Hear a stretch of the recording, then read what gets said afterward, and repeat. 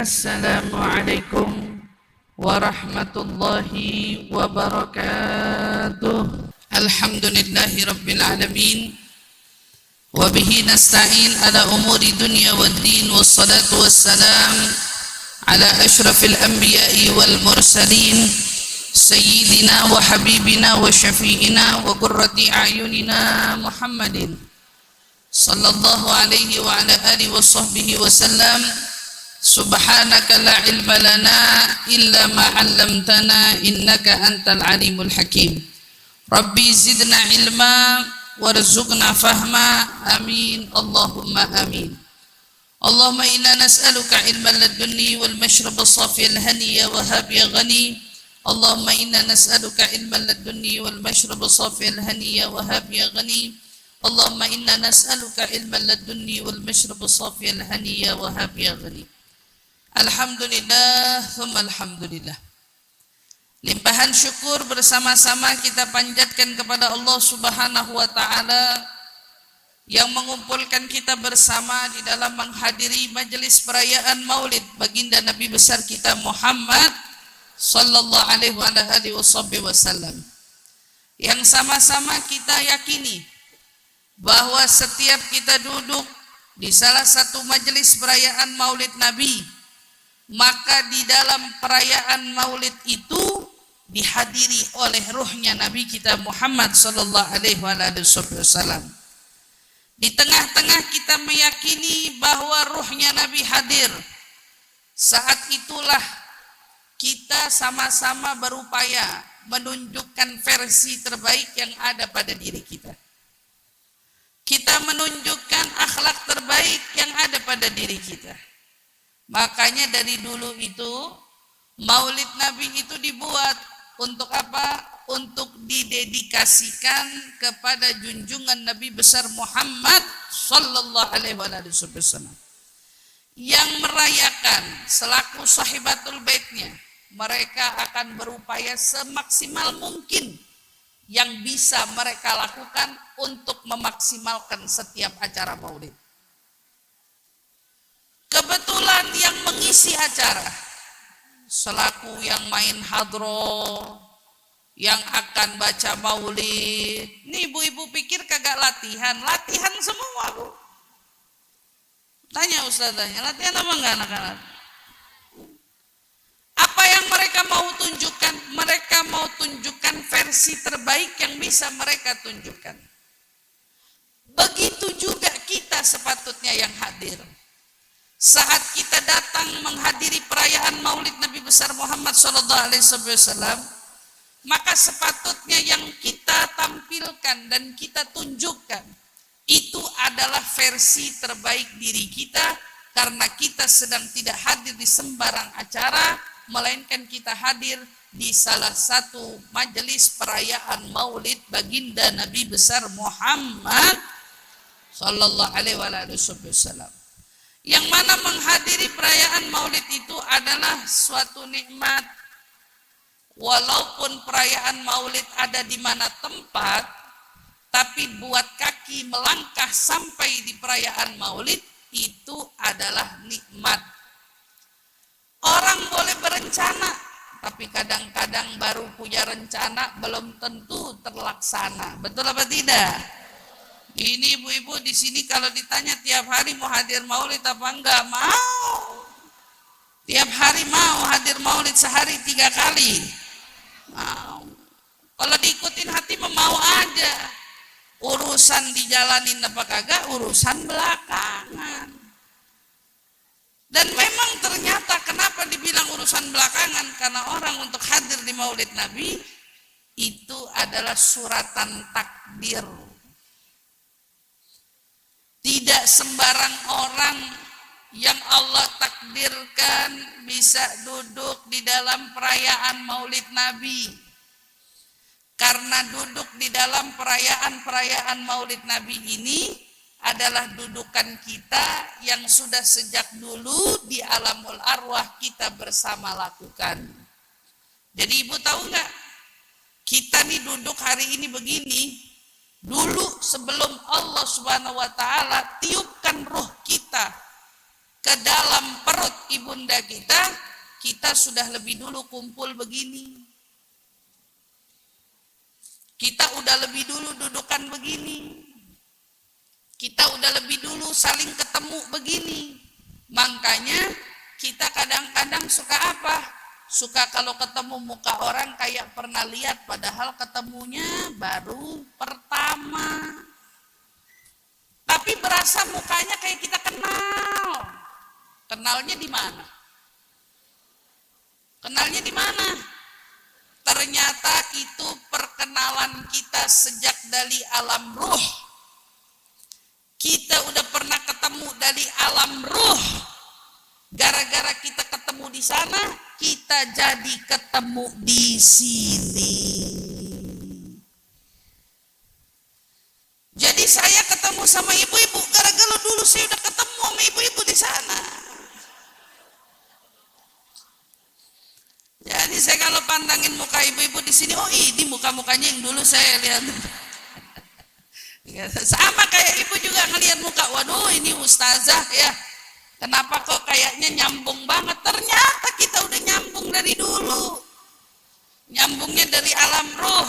Nah makanya harapan kita setiap kali kita bisa merealisasikan kumpul bersama di dalam kebaikan di sini, harapannya kita di alam ruh berkumpul dalam kebaikan, di dunia kita berkumpul dalam kebaikan, berharap pula di akhirat Allah kumpulkan kita di dalam tempat yang terbaik bersama junjungan Nabi besar kita Muhammad sallallahu alaihi wasallam. Insyaallah amin ya rabbal alamin. Saya selalu kalau berdoa begitu tuh ya. Ya Allah, kalau kau kumpulkan kita di alam ruh, padahal kita belum pernah ketemu sebelumnya. Lalu kemudian kau takdirkan kita jumpa lagi di dunia.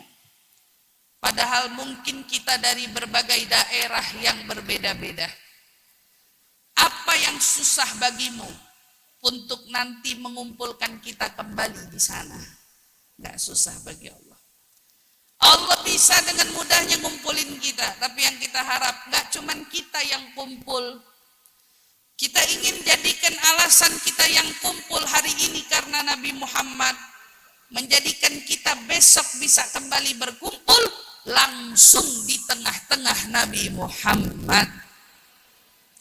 Memang nabinya hadir, langsung kita semua bisa diberi kesempatan kumpul bersama dengan Nabi Muhammad sallallahu alaihi wasallam yang menjadi alasan kita semua hari ini berkumpul. Yang mudah-mudahan kumpulnya kita di dalam perayaan Maulid Nabi ini, Allah sembuhkan yang sakit-sakit di antara kita. Allah kabulkan hajat-hajat yang punya hajat di antara kita. Dan juga tentunya Allah angkat sulit-sulit yang sedang melanda hidup kita. Dan juga mudah-mudahan Allah lunasi hutang piutang kita. Saya paling seneng kalau doain hutang. Seneng banget, karena aminnya kenceng banget. Itu berarti benar-benar cerminan ya, bahwa yang hadir banyak utang. Yang hadir banyak utang, Masya Allah, tabarakallah. Ngomong-ngomong bicara tentang hutang, sebelum kita ingat hutang kita dengan orang lain, kita perlu sama-sama ingat kalau di muka bumi ini setiap dari kita punya hutang. Tapi hutangnya sama siapa nih? Hutangnya sama Nabi Muhammad. Kalau hutang sama Allah mah gak usah diomongin lagi. Allah memang pencipta kita. Urusan hutang kita adalah urusan ibadah kita yang menyangkut kepada Allah Subhanahu wa taala. Tapi kalau bicara hutang yang menyangkut dengan manusia, maka kita perlu tahu hutang tidak hanya dari uang. Hutang juga bisa jadi dari kebaikan. Karena kalau kita ukur antara kebaikan dengan hutang, mana yang lebih bernilai? Saya mau tanya sama ibu. Kebaikan sama uang, mana yang lebih mahal? Uang bisa dicari. Kebaikan juga Ustazah Tapi seperti uang kalau dicari belum tentu bisa didapat dengan mudahnya, sama halnya juga kebaikan. Walau kebaikan bisa dilakukan, tapi nggak semua orang Allah takdirkan untuk berbuat kebaikan. Sudah ditambah itu, bukan tentang kita yang berbuat kebaikan, tapi ini tentang orang lain yang punya banyak kebaikan yang diberikan kepada kita, ibu-ibu semua. Kita ingat jasa orang-orang tua kita. Kenapa orang tua begitu berjasa? Karena yang orang tua berikan itu lebih dari hanya sekedar uang saja. Ingat, kalau kita bilang seorang guru itu begitu berjasa, bahkan guru tak bisa dibalas dengan apapun juga, maka kita perlu tahu guru tidak memberi kita uang. Karena ternyata yang guru berikan adalah ilmu dan juga kebaikan. Maka setiap orang yang berbuat kebaikan sama kita, orang yang senyum bahkan sama kita, itu ngasih kebaikan apa kagak? Ngasih kebaikan. Orang yang ngajakin kita, kita taklim yuk, itu lebih berharga daripada orang yang ngasih kita uang. Orang yang ngasih kita amalan, tahu nggak? Ada amalan bagus nih buat ngelunasin hutang. Itu yang ngasih amalan lebih daripada yang ngelunasin hutang kita. Itu perlu diingat tuh. Orang yang berbuat kebaikan, yang dia kasih kepada kita kebaikan, itu hakikatnya lebih bernilai daripada hanya sekedar pemberian uang saja. Tapi kadang-kadang orang malah lebih enaknya, lebih sadarnya, lebih tunduknya mengasih uang. Giliran ada yang ngasih uang, Masya Allah, Masya Allah, Masya Allah. Pada tahu dah gimana tuh. Kalau udah dikasih uang, tegopo-goponya luar biasa. Kalau udah dikasih uang, udah yang kayak dikasih segala-galanya. Yang ngasih kebaikan lebih daripada yang ngasih uang. Jangan salah. Dan ternyata tidak ada manusia di muka bumi ini yang memberikan kepada kita kebaikan melebihi kebaikan yang Nabi Muhammad berikan kepada umatnya. Seluruh kebaikan yang pernah Nabi lakukan, hari ini tidak ada seorang pun yang bisa mengungguli kebaikan yang Nabi berikan kepada umatnya. Ingat, kebaikan-kebaikan yang Nabi berikan kepada kita tidak bisa dibayar oleh kebaikan siapapun juga. Makanya dengan ini kita fahami apa yang dimaksud oleh Nabi Shallallahu Alaihi Wasallam. Katanya iman kita tidak akan sempurna sampai kita menjadikan Allah dan Rasulnya lebih kita cintai daripada seluruh makhluk yang ada di muka bumi ini. Jadi orang tua kita sayangi dan kita perlu balas jasanya karena kebaikan mereka sama kita. Para guru perlu kita balas jasanya karena kebaikan mereka sama kita. Orang-orang lain yang berbuat baik sama kita perlu kita balas jasanya karena kebaikan mereka. Tapi kita harus ingat, Nabi Muhammad adalah sosok manusia yang memberikan kita kebaikan, tidak bisa digantikan oleh kebaikan apapun juga. Makanya kalaupun kita mau merayakan perayaan Maulid Nabi seumur hidup kita setiap hari, maka perayaan Maulid Nabi apapun, seperti apapun, tidak akan pernah bisa membalas jasa-jasa Nabi yang telah Nabi lakukan kepada kita semua. Tuh ingat, Al-Imam Hasan Al-Basri rahimahullah, beliau berkata apa? Seandainya saya harus meninfakkan seluruh harta yang kupunya, sampai-sampai tak bersisa lagi tuh harta. Untuk apa? Untuk aku berikan agar terlaksananya perayaan Maulid Nabi Muhammad, pasti akan kulakukan.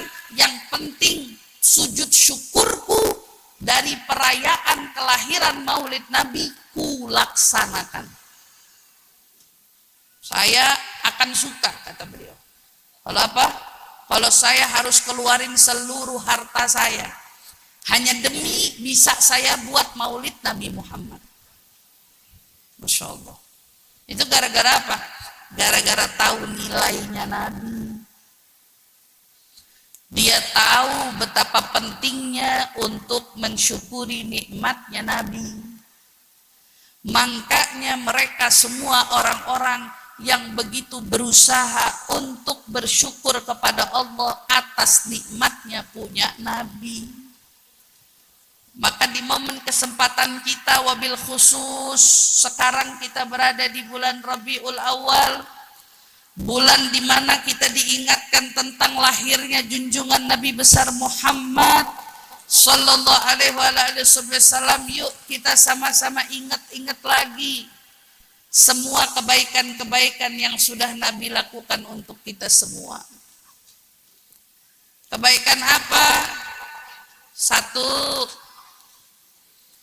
cintanya Nabi kepada umat yang tidak pernah kita jumpai sebesar cintanya seorang Nabi kepada umatnya, melebihi cintanya Nabi Muhammad kepada para umatnya. Kalau ditanya Nabi Adam cinta nggak sama umatnya? Cinta. Kalau ditanya Nabi Nuh cinta nggak sama umatnya? Cinta. Kalau ditanya Nabi Musa cinta nggak sama umatnya? Cinta. Semua para nabi kalau ditanya pada cinta nggak sama umatnya? Cinta. Tapi tidak ditemukan ada seorang nabi yang mencintai umatnya melebihi cintanya Nabi Muhammad kepada umatnya. Bayangin, ibu mau cari ceritanya Nabi, ya, cerita Nabi siapa yang cinta sama umat, cari. Ibu nggak bakal temuin ada cerita yang lebih daripada cerita cintanya Nabi kepada umatnya, yaitu kita.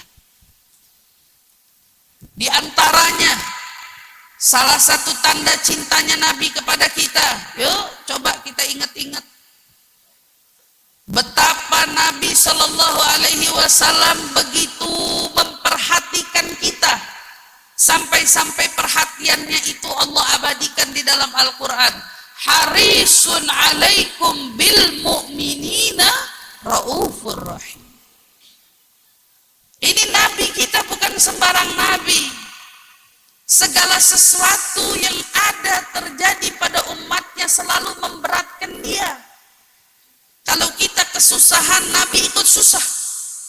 Jadi saya bilangin sama ibu ya, ibu siapa di sini yang lagi punya masalah? Semuanya. Siapa hari ini yang lagi susah hatinya? Semuanya mungkin. Karena yang namanya orang hidup pasti ngerasain gak enak hati. Betul apa enggak? Saya kasih tahu ya Bu, tiap sedihnya ibu itu juga sedihnya Nabi. Tiap ibu lagi gelisah hati, itu juga jadi gelisahnya Nabi.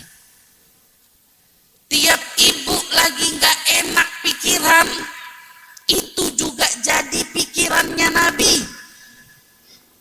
Kenapa? Karena segala sesuatu yang membuat hati kita sedih, susah, gelisah, itu juga menjadi sedih, susah, gelisahnya Nabi Muhammad sallallahu alaihi wa ala alihi wasallam. Tuh inget-inget. Ibu hari ini lagi ngerasain gak nyaman sesuatu. Inget-inget aja. Asal ibu tahu Nabi Muhammad lebih ngerasain gak nyamannya, Bu. Mirip sama orang tua. Kita punya anak ya. Kalau anak kita lagi punya masalah, ibu jadi orang tua gimana perasaannya? Lebih susah apa kagak rasanya? Lebih kepikiran apa kagak? Anak yang punya masalah yang gak bisa makan ibu. Anak yang punya masalah yang gak enak tidur ibu. Asal ibu tahu Nabi Muhammad juga begitu, bahkan lebih daripada itu. Ibu harus tahu kurang cinta apa itu Nabi. Segala sesuatu yang membuat hati kita gak enak menjadi sesuatu yang juga membuat Nabi gak enak. Ditambah itu semua, perhatiannya Nabi kepada kita yang gak pernah kita temukan ada orang lebih perhatiannya kepada kita melebihi perhatian Nabi buat kita. Saya mau tanya sama ibu-ibu, secinta apa ibu sama anak? Cinta, secinta-cinta kita sama anak, seberapa relanya kita berdoa sampai bikin kita punya kaki jadi bengkak hanya karena seorang ibu mendoakan anak. Kita ibu loh. Kita pengen anak kita selamat. Kita pengen anak kita itu dijaga sama Allah. Tapi kita mau tanya, doa kita sekenceng apa waktu doain anak-anak kita? Air mata kita sebanyak apa tumpahnya saat kita berdoa untuk mereka? Ibu tahu Nabi Shallallahu Alaihi Wasallam satu ketika, ya, istilah kata sedang duduk dengan para sahabat, terus tiba-tiba ada api yang lagi nyala nih Bu. Di situ ada binatang-binatang serangga yang terbang, yang jalan gitu ya. Terus Nabi bilang apa? Saat Nabi melihat ada serangga yang mendekat ke api, ada binatang-binatang kecil mendekat ke api, Nabi bilang, saya tuh kayak saya yang sekarang lagi menjauhkan serangga-serangga kecil dari api, sebagaimana saya selaku Nabi selalu menjauhkan umatku dari api nerakanya Allah Subhanahu wa ta'ala. Orang tua mana yang paling takut anaknya masuk neraka? Orang tua mana yang paling takut anaknya celaka? Orang tua mana yang hari ini mungkin melihat anaknya belum jalan di jalan yang benar, lalu setiap hari mereka menangisi perbuatan-perbuatan salahnya anak-anak mereka?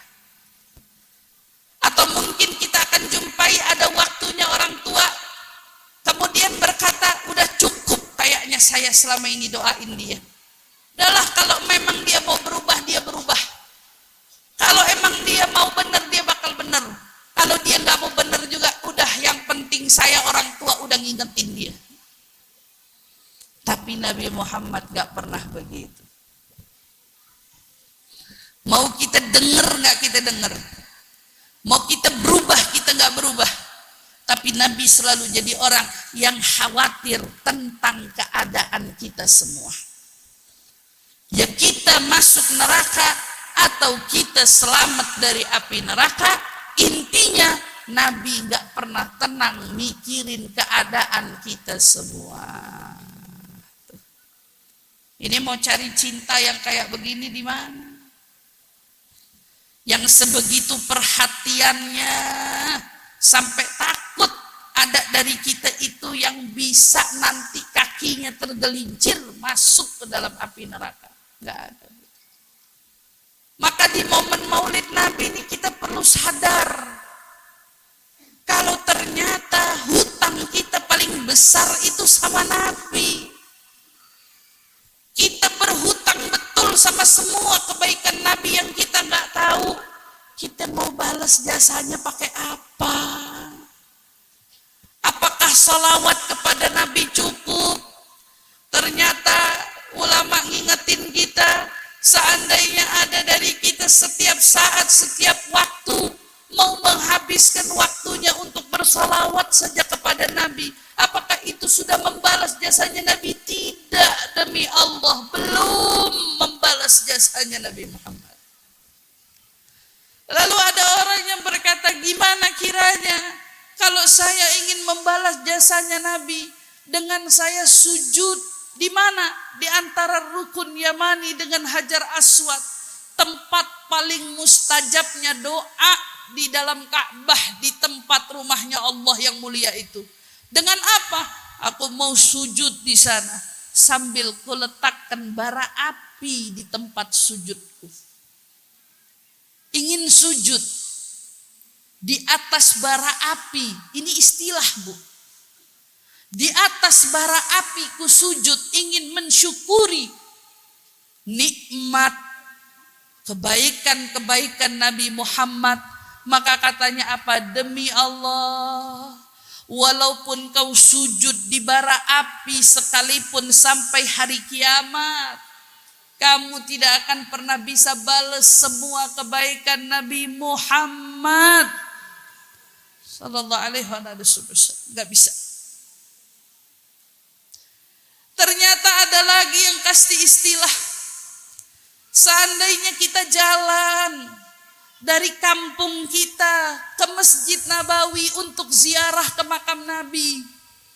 Dari kampung kita jalan untuk apa ke makam Nabi? Pakai kaki bukan, pakai sepeda bukan.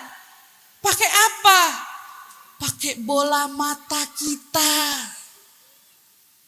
Ini istilah-istilah yang seperti ini, istilah yang mustahil yang dilakukan oleh seseorang. Tapi andai ada dari kita bisa jalan pakai bola matanya. Dari mana? Nih dari kampung sini ziarah ke makam Nabi. Mau ngapain? Mau bersyukur untuk ngebales jasanya Nabi. Kamu gak bakalan pernah bisa bales kebaikan-kebaikan Nabi yang sudah Nabi lakukan untuk kamu. Gak bisa.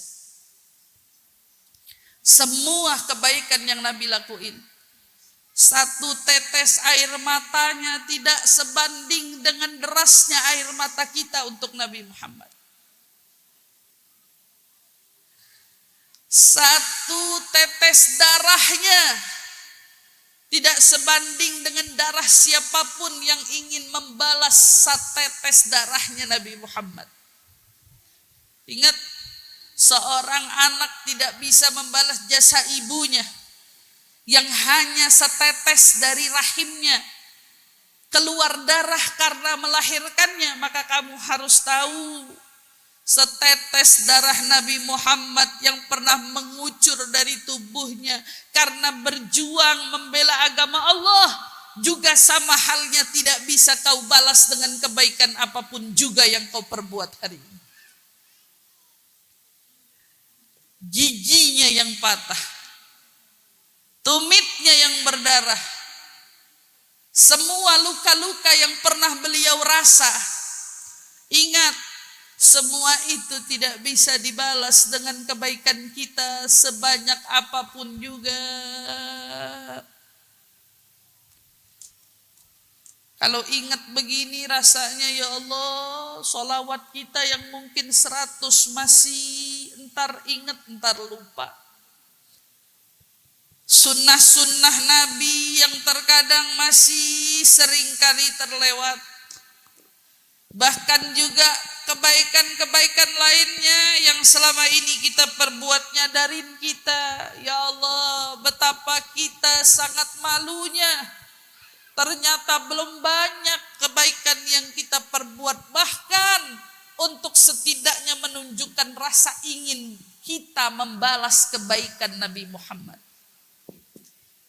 Ibu tahu, sholawat yang ibu-ibu baca itu adalah tanda di mana kita ingin membalas kebaikan Nabi Muhammad. Hadirnya kita di Maulid Nabi adalah salah satu upaya di mana kita mau juga berusaha ngebales dari jasa-jasa kebaikannya Nabi Muhammad. Sunnah-sunnah yang kita lakukan, dari makan duduk, makan dengan tangan kanan, masuk ke dalam kamar mandi dengan kaki kiri, keluar dengan kaki kanan, itu juga salah satu tanda di mana kita mau berusaha ngebales jasanya Nabi Muhammad. Maka semakin kita mengikuti sunnah, artinya semakin kita berusaha ingin berbuat baik dengan membalas jasanya Nabi Muhammad. Dan semakin kita meninggalkan diri kita dari kebaikan, dari sunnah, dari sholawat, dari maulid, dari majelis ilmu, itu tandanya sama dengan kita adalah umat yang tidak tahu diuntung dan tidak tahu terima kasih. Masalahnya kita ini tidak berhenti sampai di sini saja. Masalahnya kita ini punya urusan sama Nabi sampai nanti di hari kiamat. Kalau cuman jasanya sampai di sini, kebaikan-kebaikannya setelah beliau tiada, urusannya selesai. Tapi masalahnya kita punya kehidupan setelah hidup di dunia, yaitu kehidupan di akhirat, di mana menentukan nasib kita semua, ya kita di surga atau na'udzubillah kita di dalam neraka. Dan yang menentukan itu semua adalah keberuntungan kita yang dapat pertolongan Nabi Muhammad. Yang ditolong sama Nabi berarti dia yang beruntung. Yang kebetulan tak tertolong, maka dia adalah orang-orang yang rugi. Urusan kita belum selesai sampai di sini.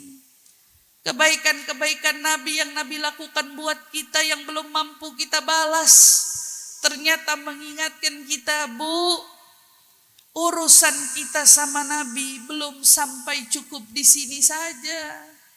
Tetapi kita juga butuh sama Nabi sampai di akhirat nanti. Kalau kita tahu kita butuh sama Nabi, Ibu mau bawa apa kepada Nabi? Kalau Ibu tahu Ibu butuh syafaatnya, sekarang Ibu mau bawa apa ke Nabi? Kalau Ibu tahu Ibu banyak perlunya sama Nabi, Ibu mau nunjukin apa sama Nabi? Makanya kesempatannya sekarang, selagi Allah masih kasih kita umur untuk kita berusaha merubah diri, kita nggak bisa bales semua jasa-jasa Nabi, tapi setidaknya Nabi lihat kita adalah umatnya yang tahu diri, umatnya yang tahu diri. Ngebales kebaikan nggak bisa, ngebales jasanya nggak bisa. Tapi setidaknya kita adalah orang yang berusaha membalas kebaikan Nabi Muhammad. Tunjukin usaha kita dalam menjalani syariat. Tunjukin usaha kita dalam menjalankan sunnah. Tunjukin usaha kita dalam menghadiri perayaan maulid. Tunjukin usaha kita dalam menghadiri majelis-majelis taklim. Tunjukin. Karena kita butuh Nabi Muhammad sampai di akhirat kelak. Butuh loh Bu, butuh. Bukan cuman butuh sembarang butuh. Kita butuh syafaatnya. Kita butuh pertolongannya. Kita butuh telaganya. Kita butuh surga yang dihadiri olehnya. Kita butuh pertolongannya, bukan sembarang butuh. Kita butuh Nabi Muhammad lebih dari yang kita bayangkan. Makanya kesempatan kita yang hidup saat ini, karena kita tahu kita butuh betul sama Nabi Muhammad. Yang merasa masih sedikit sholawatnya, yuk banyakin. Yang merasa masih sedikit berbuat kebaikan untuk nabinya, yuk banyakin. Yang merasa masih sedikit dalam menghidupkan sunnah-sunnahnya, ayo hidupin. Yang masih merasa jarang dalam menghadiri dirinya di dalam majelis taklim, ayo ramaikan dan hadiri dirimu di majelis ilmu. Untuk apa? Untuk kita nunjukin kepada Nabi Muhammad bahwa kita butuh Nabi lebih daripada sekedar butuh. Kita butuh syafaat Nabi agar kita menjadi orang yang beruntung di akhirat nanti. Maka kalau kita ngerasa butuh, di sini tempatnya kita mohon pada Allah, ya Allah, sebagaimana kau hadirkan diri ini menghadiri perayaan Maulid Nabi, maka ya Allah, jadikan pula diri yang hadir ini adalah orang-orang yang besok meraih syafaat Nabi, adalah orang-orang yang besok meraih pertolongan Nabi, adalah orang-orang yang besok menempatkan surga bersama dengan Nabi. Ya Allah, jika kau hadirkan hari ini, diri ini hadir di Maulid Nabi, maka ya Allah catat pula nama yang hadir pada hari ini, orang-orang yang besok diberi syafaat Nabi Muhammad, ditolong oleh Nabi Muhammad, dan jadikan kami umat yang tahu diri untuk membalas jasa Nabi Muhammad. Ya Allah, jika selama kita hidup kita jauh dari kebaikan, maka ya Allah mulai hari ini dekatkan kita semua pada kebaikan. Ya Allah, jika kita selama ini hidup jauh dari sunnah Nabi Muhammad, maka ya Allah mulai hari ini dekatkan kami dengan sunnahnya Nabi Muhammad. Ya Allah, bila mana lisan ini selama kami hidup lebih sering berghibah, lebih sering bernamimah, maka ya Allah mulai hari ini jadikan lisan ini lebih gemar bersolawat kepada junjungan Nabi Muhammad. Ya Allah, kami tahu betul seberapa butuhnya diri ini pada Nabi Muhammad. Ya Allah, kami butuh dengan Nabi Muhammad. Kami butuh lebih dari sekedar butuh, ya Allah. Kami butuh telaganya, kami butuh berjumpa dengannya, kami butuh berada di bawah benderanya, kami butuh dikumpulkan bersama dengannya, kami butuh melintasi jembatan sirat beriringan dengannya, kami butuh masuk surga di tempat surganya, kami butuh dengan Nabi lebih dari butuh. Maka ya Allah, jadikan kami semua orang-orang yang dikumpulkan bersama Nabi Muhammad. Itu menjadikan kami semua orang-orang yang kau catat meminum telaga Nabi Muhammad. Jadikan kami semua orang-orang yang besok ada di bawah bendera Nabi Muhammad. Jadikan kami semua besok orang-orang, ya Allah, yang melintasi jembatan sirat bersama Nabi Muhammad. Jadikan kami semua orang-orang yang ada di surga yang ada Nabi Muhammad sallallahu alaihi wasallam. Maka ya Allah, jadikan pula itu nikmat untuk orang tua kami, untuk pasangan hidup kami, untuk segenap keturunan kami, dan seluruh orang-orang yang kami cintai ya Rasulullah. Maka ulurkan syafaatmu untuk kami semua, berikan syafaatmu bagi kami semua, untuk kami yang butuh kepadamu lebih dari sekedar butuh. Ya Rasulullah,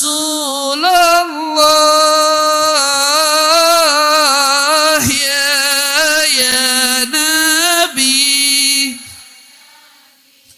laka syafa'a wa hadha matlabi ya Nabi, ya Rasulullah,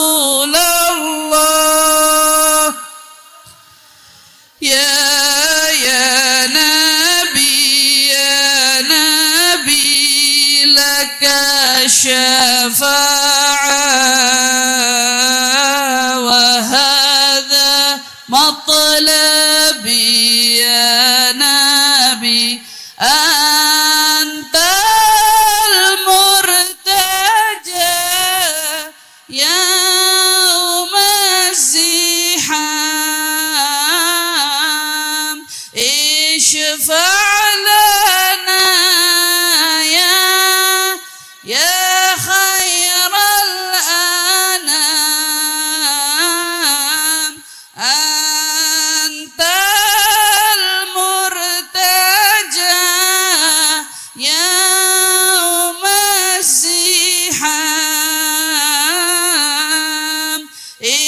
اشفع لنا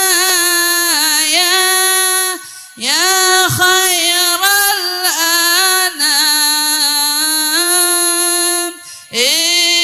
اشفع لنا يا حبيبنا اشفع لنا يا حبيبنا لك شفاعة يا رسول الله يا نبي ربنا لا تزغ قلوبنا بعد إذ هديتنا وهب لنا من لدنك رحمة إنك أنت الوهاب ربنا آتنا في الدنيا حسنة وفي الآخرة حسنة وقنا عذاب النار وأدخلنا يا رب جنة مع الأبرار يا عزيز يا غفار سبحان ربك رب العزة أما يصفون وسلام على المرسلين والحمد لله رب العالمين. Kita doakan bersama, mudah-mudahan insyaallah Ustadz Afifi beserta segenap istri dan seluruh anak dan ahli keluarga, mudah-mudahan Allah SWT panjangkan umurnya, Allah sehatkan badannya, Allah berkahi majlis taklim kita, majlis taklim An-Ni'mah. Mudah-mudahan insyaallah Allah SWT berkahi kumpulnya kita, dan mudah-mudahan kita semua diijabah dari setiap doa-doanya insyaallah. Amin amin ya rabbal alamin. Ala hadhihi niyyah wa kullu niyatin salihah jami'ah syamilah ila hadratin Nabi Muhammadin sallallahu alaihi wasallam bisirril Fatihah.